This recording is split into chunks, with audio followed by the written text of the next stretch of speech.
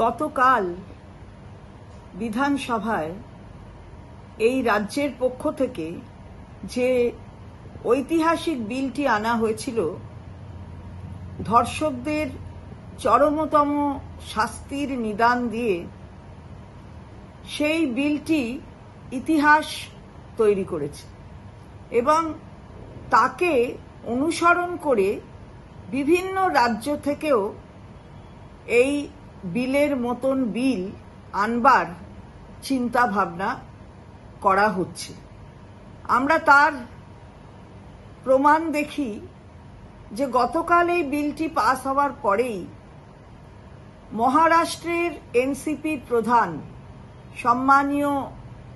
শারদ পাওয়ার মহাশয়, তিনি ঠিক একই ধরনের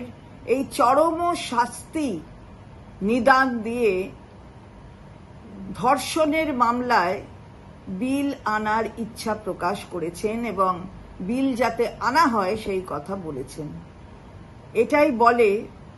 বাংলা যা করে আজ, সারা ভারতবর্ষ তা পরে করে এবং মাননীয় মুখ্যমন্ত্রীর এই যে ঐতিহাসিক পদক্ষেপ, এই পদক্ষেপ গোটা ভারতবর্ষে একটা নতুন পথ খুলে দিয়েছে, মেয়েদের